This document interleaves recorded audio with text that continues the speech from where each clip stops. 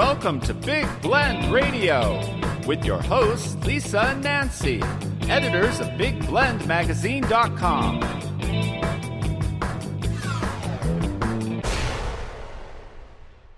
On today's episode of Big Blend Radio's Toast to the Arts Show, we're going to find out how Impressionism came to America, as well as American Impressionist artist J. Alden-Weir, who was a member of the Cos Cob Art Colony near Greenwich, Connecticut. And you know how we love national parks, Nancy? That's right. We're going to talk about a national park that is dedicated to art.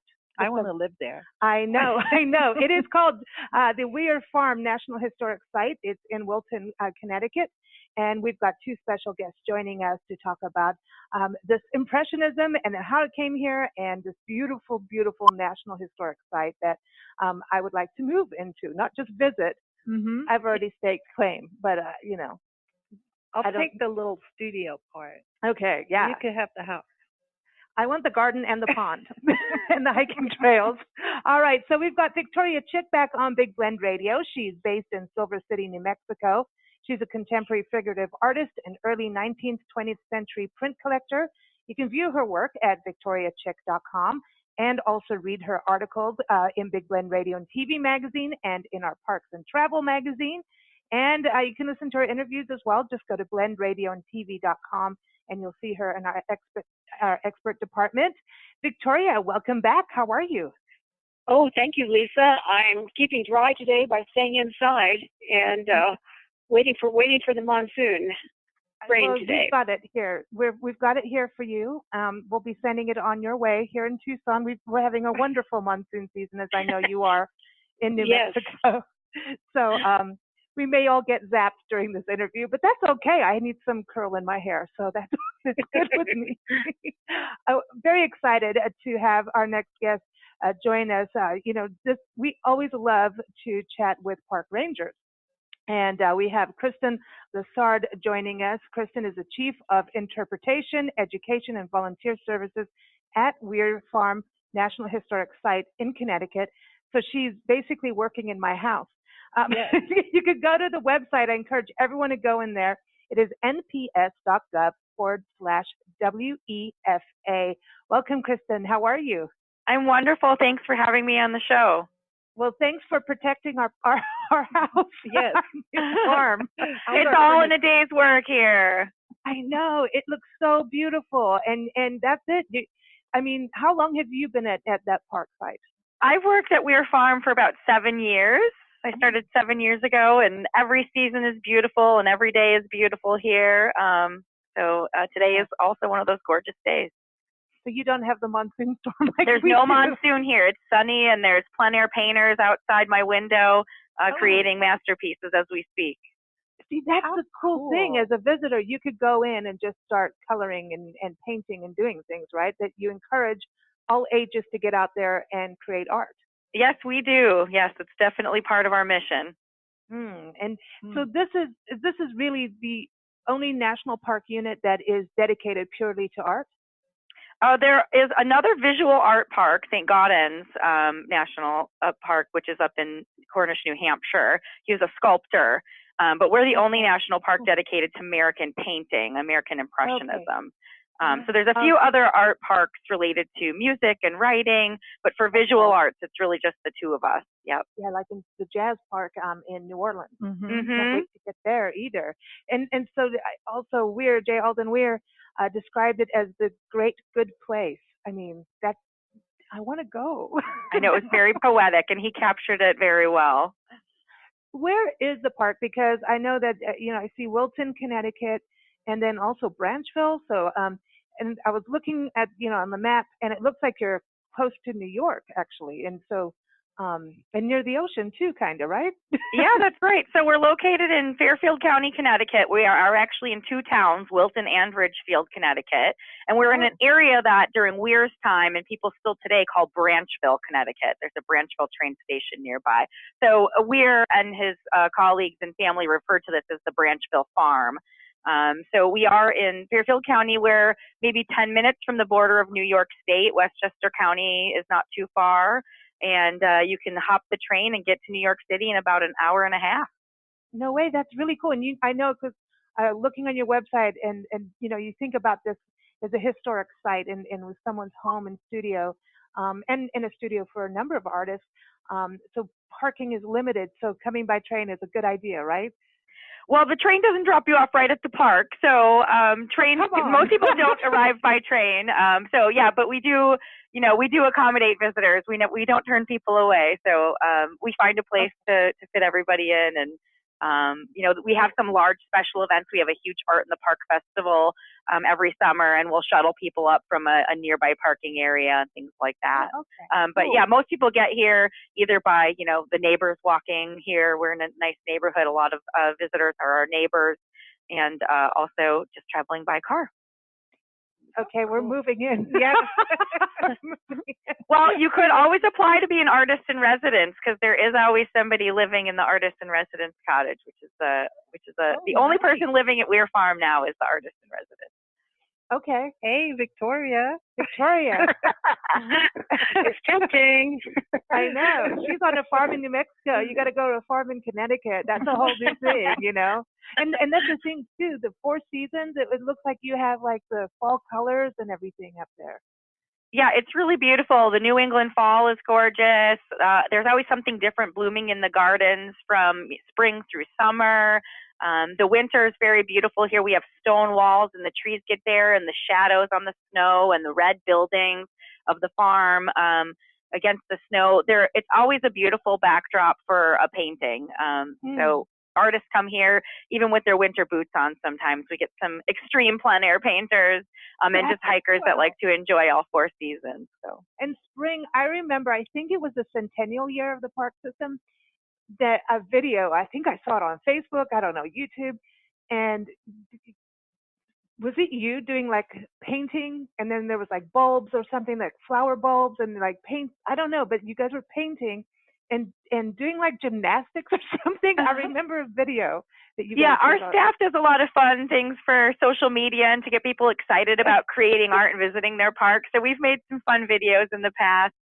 We have a giant paintbrush and a giant frame that we'll put out into the landscape, and visitors come here during special events. We'll take selfies in the frame, and we've done some fun videos and just try to find ways for people to see that, like, you can step into the painting when you're here at weir-farm.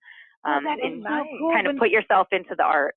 We have a travel mascot you'll meet when we get up there. Finally get up there. We have not touched, the Northeast at all on our tours of going to national park sites, but we do have a travel mascot. Her name is Priscilla. She's a pink sock monkey, and she would like to step in or swing into the frame when she gets there. That'd be fun. Yeah, we have photos of her all over on social media, and she wants to be noticed. But Victoria, I want to go to you on this. Impressionism. So this started in France, but you say in your article, and everyone, Victoria's article's up on nationalparktraveling.com. Just type in Victoria, you'll see all our articles, or type in Impressionism. And also featured in the August-September issue of Parks and Travel magazine. When you talk about Impressionism, we've got surrealism, we've got realism. So what exactly is Impressionism, so we can kind of get it in our mind? I think it's misunderstood a little bit. First of all, the Impressionists never really named themselves Impressionists, and they really consider themselves to be realists. And that we went back clear as far as like the 1840s when we had Corot and Courbet, and what they were doing was they were distancing themselves from the official art, the official accepted art that was part of the French Academy, and the French Academy liked paintings that they considered for the subject matter was going to be a lofty kind of thing, and they would go back to mythology, they would go back to history, famous events, but you had to paint it in a very smooth style. The edges were very, very much precise. We'll call them hard edges. And especially in classical art, the subject matter was really balanced. It was very formal. Mm-hmm. So when these people started painting everyday scenes, the French Academy was really shocked, and they didn't like this at all. And so they started refusing to hang the work. And of course, if you didn't have your work at that time hung in the French Academy annual show, the Salon show, you were basically, it was like being blackballed. You were considered no good by those people who really knew art. So there were a number of people that were tired of the rejection, so they started a different kind of independent exhibition to coincide with the Salon show. And by that time, you and I have had discussion on the Barbizon School. So we had Corot, we had Courbet, that kind of transitioned into the Barbizon School, and then the paint started changing. There were more colors. People started there was a group of people that started using much looser brushwork, but the big thing was the subject matter as far as the Academy was concerned. So they had this independent exhibition, and all the people who weren't accepted at the French Academy hung their work there. And it was reviewed, not very favorably, I might add. And so one of the critics called, based on a Manet painting, which was titled Impressionism, they named them the Impressionists. So that name stuck. And yeah, so that's how we got that. And not everybody painted the same, not exactly, but everybody pretty much painted what they saw every day. And it took quite a long time for that kind of work to be accepted. And at that time, by that time it was like the 1860s into the 70s, and a lot of American artists felt like to really get a good art education, they had to go to Paris to study. So they did, and J.Alden-Weir was one of those painters that went there. He hated Impressionism, and I know that's so funny about this. which is really funny. He thought it was just the worst thing he'd ever seen, and he wrote home to his parents that it was like, it was like the Chamber of Horrors, he called it, which is really interesting, I think, because 10 years from that the time that he wrote that letter, 10 years later, he's an Impressionist, and he loves it, and other artists do too. So when they went back to the United States, they brought Impressionism with them. Okay, so that's and I know that you got that quote. You were quoting that, and it was the life and the letters of J.Alden-Weir, and that wasn't that was it his daughter, Kristin, that kept all these letters and then published them, Dorothy? Yes. Yeah, Dorothy Weir Young, his middle daughter, his second daughter, she was a complete preservationist. And we here at weir-farm National Historic Site are so lucky because we have tons of letters and documentation because of her. And so we're still continuing to transcribe letters like the ones from the Life and Letters of J.Alden-Weir today, and learning new things and finding new fun quotes. And it's a really wonderful thing that she did that. And didn't she marry an artist there too? She did, yeah. They were the second generation of artists. weir-farm was actually home to 3 generations of artists. So Julian-Alden-Weir started the tradition, and his daughter married sculptor Mahan Rai Young, and they were the second generation of artists. And then after them, a third family of artists, Doris and Sperry Andrews, purchased the farm and continued the tradition. So we're telling the story of not just one artist in one time period here, which is really exciting. We get to represent different styles and time periods in art. Wow, it's amazing. And so this is so fascinating, Victoria, how it ends up in a national park, right? Yes. I love this, that it all comes back to it. But so he was going off with this and bringing it over to America, and so then America had to learn, right, and go through like a shift in what they were thinking too, because didn't Americans, did they go, oh, we love this immediately? Well, not initially, but one really interesting thing was a French art dealer brought a bunch of French Impressionist works over to America, and he had the exhibition, the National Gallery, I believe, and so he kind of introduced French Impressionism. And there were a few American artists that were also in that exhibition.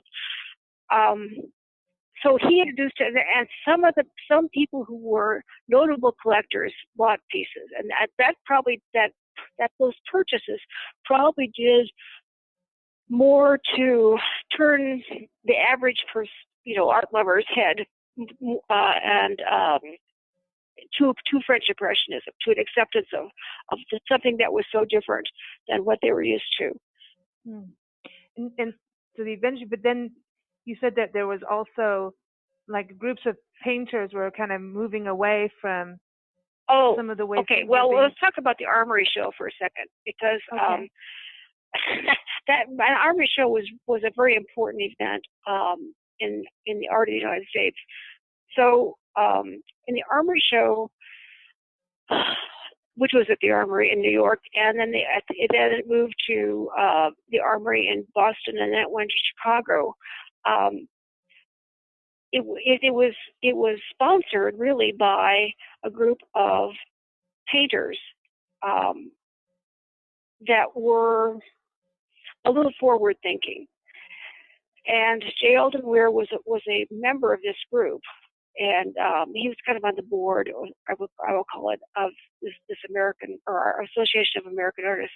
Anyway, they had this show, of course, but this is kind of ironic, because after what he had gone through or had seen over in France, as far as the acceptance of something that was radically different, you would think he would be really, really forgiving, but he resigned from this group as a result of that show, because he just couldn't get with surrealism, cubism, and so forth. So, because it was just he just considered it not very good.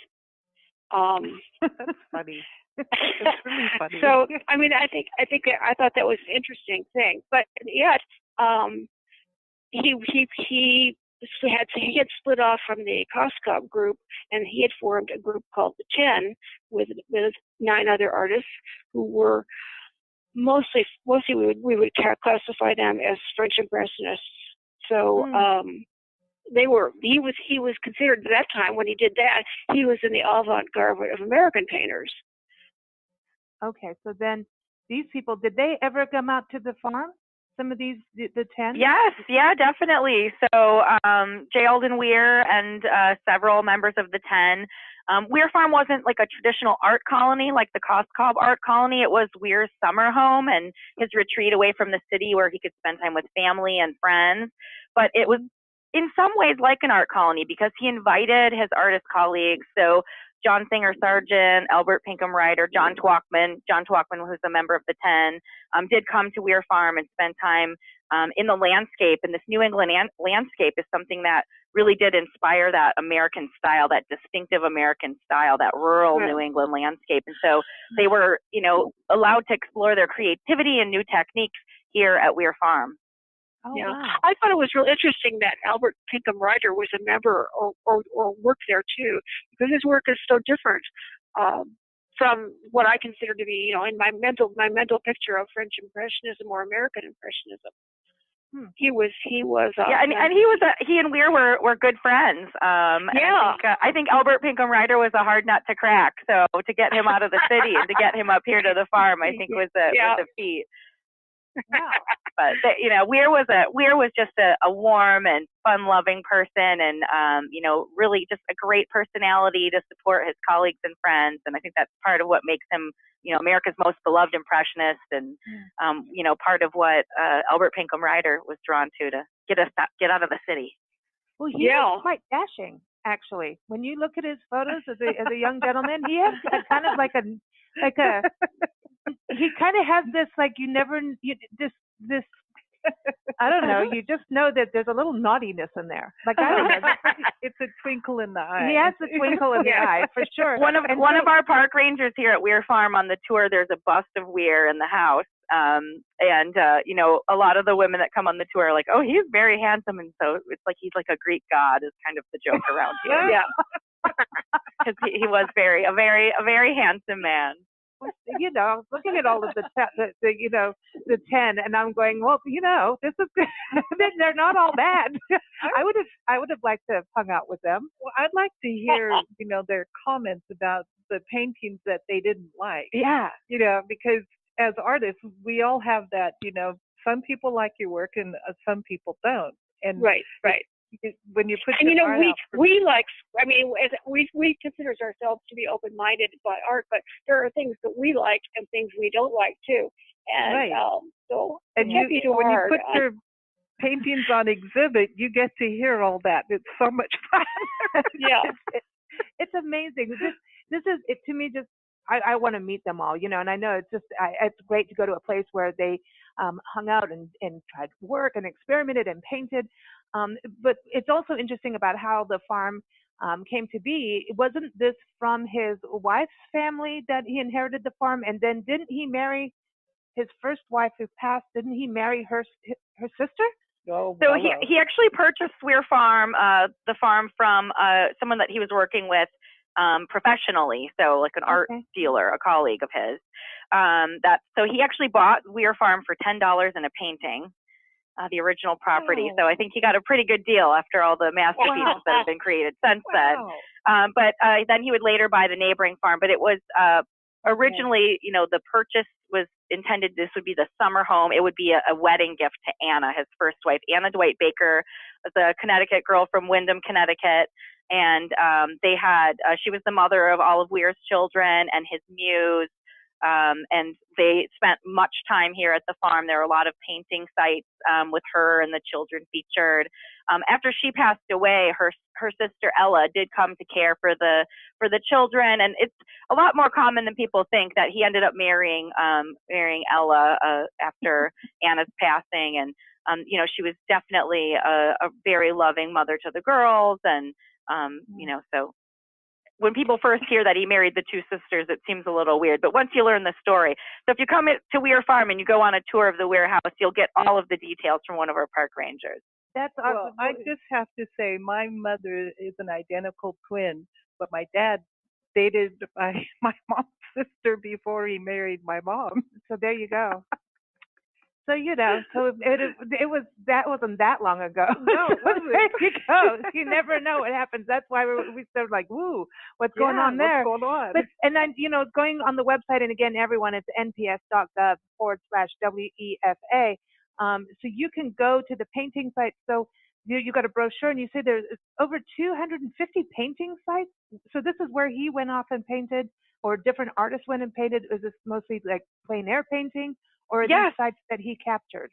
So many are sites that J. Alden Weir captured. So we've got about 68 acres here at Weir-farm, including beautiful stone walls, meadows, woodlands, pond. We've got the historic buildings that are, available for tour. And Weir was inspired by the landscape and the setting and the farm life. So there are some of, animals on the farm, or his family in the outdoors enjoying nature, or landscape scenes. And there are also painting sites that are preserved that you can actually step into the painting and you're in the scene inside some of the buildings too, because he did paint his family, relaxing and enjoying the home as well.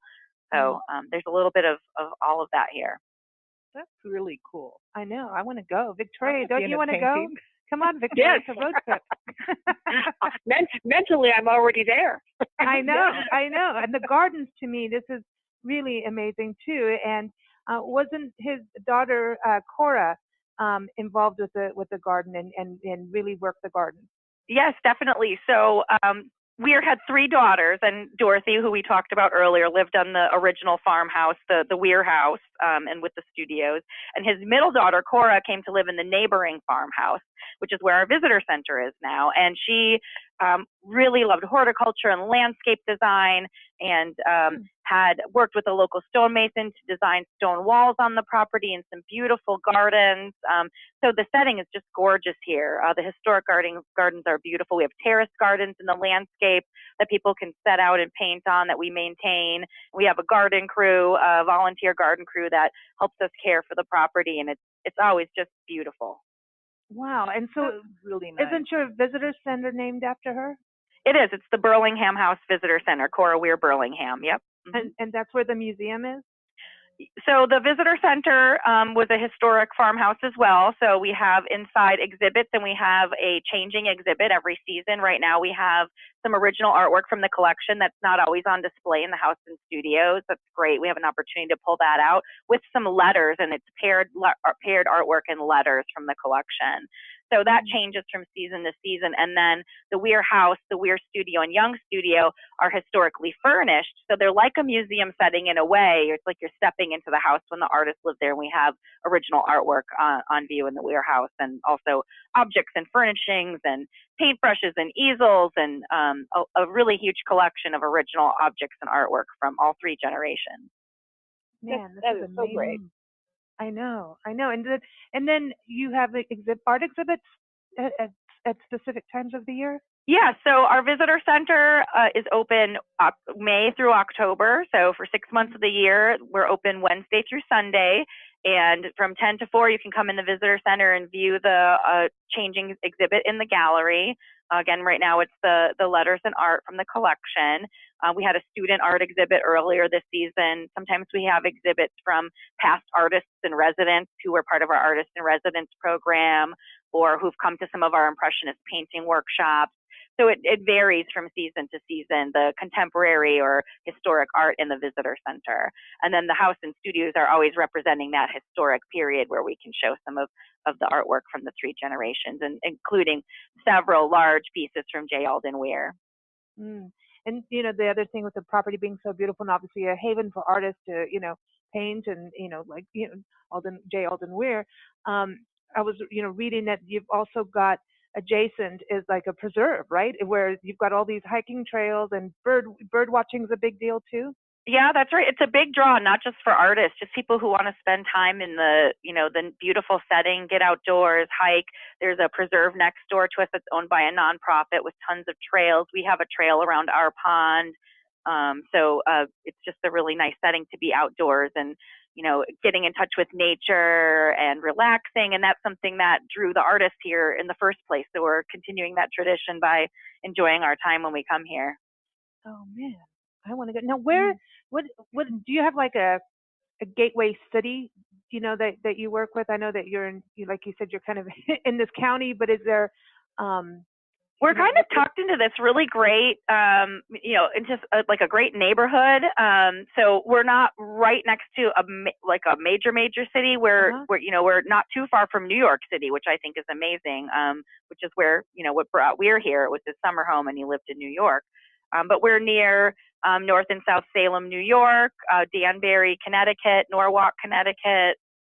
Those are some of the bigger cities in the area that are close. Yep. So yeah, for people that come out and maybe are on a road trip or a vacation, and want to get places to stay and stuff like that. Yeah, definitely. There's a lot of opportunities for places to stay in the nearby cities and towns, and in our local towns as well. I know that they have some, there might be some B&Bs and some hotels right in Wilton and Ridgefield, the towns that we're into. Oh man, this is awesome. It's great, and there's a lot of artists in this community, and this area has a lot to offer for a visitor. So if you're coming just for weir-farm, you could spend the whole day. There's so much to do here, between creating a work of art with our free-to-use supplies and touring and hiking. But there's also a lot of great things nearby as well. And like you mentioned before, you hadn't really been to New England National Park. We get a lot of visitors that are visiting several parks on a road trip, because there's so many close together, all these historical sites on the East Coast. So it really creates an opportunity for this like New York to Boston trip. We get a lot of visitors that do that New York to Boston and are visiting national parks or art sites. I know, when I was looking at the list of parks, I was like, I thought Connecticut was a smaller state, and I was like, and then I'm like, what happened here? There's so many. I mean, but you think about, the history of back east, and, that's the development of the country, into Western civilization, and how that happens. And then you come out where we are, and how the park system changes, with history. It just is, it's fascinating. And I think, Victoria, it's so interesting to hear, how art history is going from France, and we've always talked about that, like the Barbizon School and everything, but how it ends up being on a national historic site, Victoria. I think it's really interesting how this whole thing just comes together. It always is, with art. Well, it is, yeah. And we influence. This history shows us how we are influenced and how things change because of something happening. And I always find it fascinating too. That's one reason I really like art history. The art is good, but the history is really fascinating to me. I know. Now, I wanted to ask each of you. So there's the 10, right? I was going to say the top 10 dudes. These artists. Okay. Now, if each of you could take a 1-hour walk with one of these artists just to meet them and hang out with them, who would it be? So let's start with you, Victoria. Oh my! I know. So nice. Let's see. I think I'd like to try Child Hassam. Yeah. I think that would be interesting. He had an interesting story too. Each one of these people is an interesting story. So he did this really, really famous series of 10 paintings that had to do with flags, and I'd like to ask him about that series. That's the thing. When I started getting into this, and I remember emailing you about him, the site, and going, look at all these artists, Victoria, and then you start, digging into them, and it's like, oh my gosh, you could write a book on them, on each one of them. Yeah, well, yes. Who they are. And books have been written. Yeah, I know. But you know how we get. It's like suddenly, here comes a series for life on it, and that's got to be like that. Working there, Kristin, and just because it's stories of all these other artists as well, to get into, and you do all the education over there, so there's got to be a lot to learn.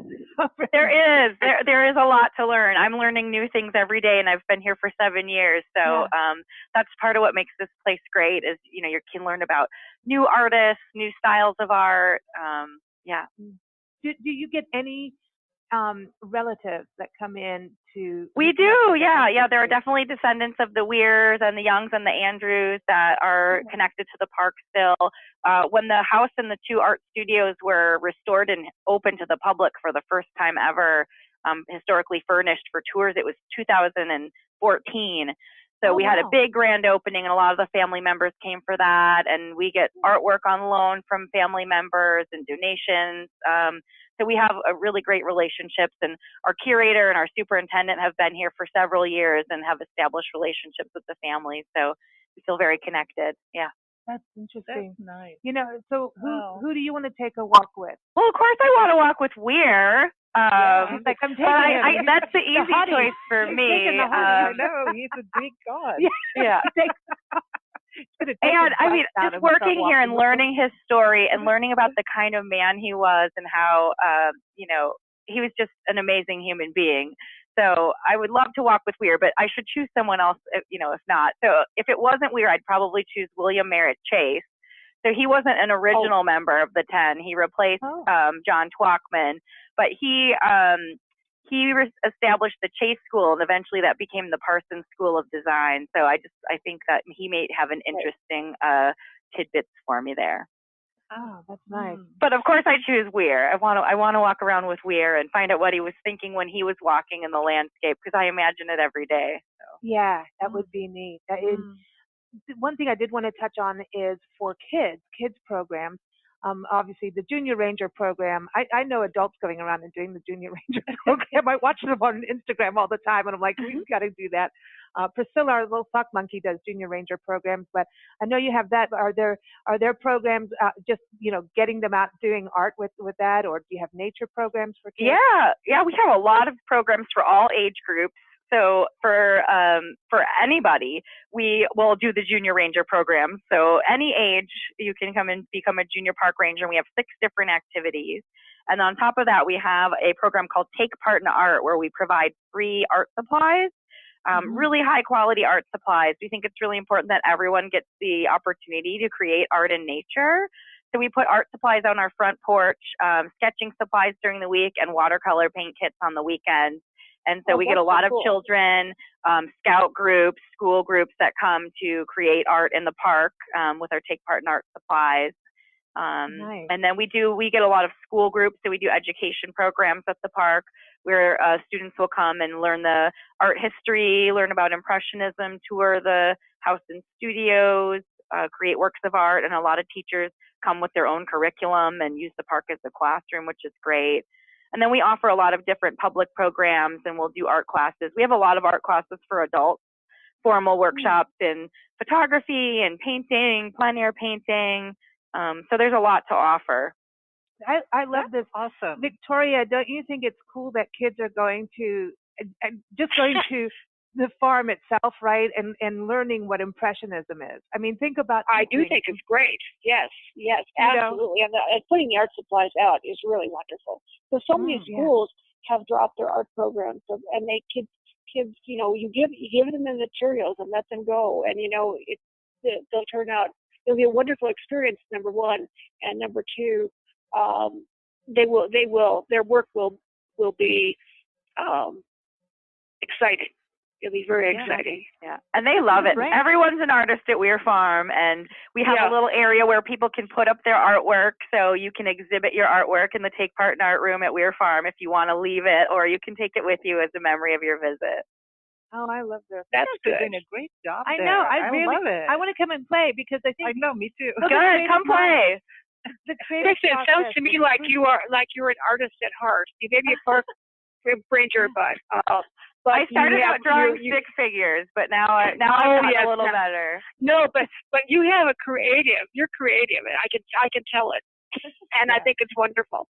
Thank you. And people are benefiting from your creative programs. I love this. I'm all excited.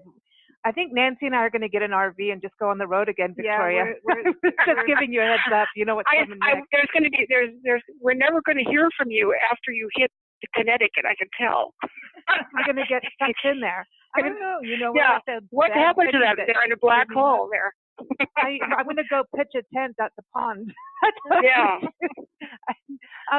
The other thing too, any annual events that we should know about that the main ones that happen throughout the year. Yeah, so every summer our big event is the Art in the Park Festival. So we've been last year was the first year we did it. We decided we're going to make it an annual event, and we do it on August 25th, which is the National Park's birthday, the birthday of the National Park System. So August 25th this year, it's a Saturday. We invite artists to come and set up their easels. We have all of our supplies. We have demonstrations, music, refreshments. We have an open house of the Weir House, and we have someone come play the historic piano, the Steinway.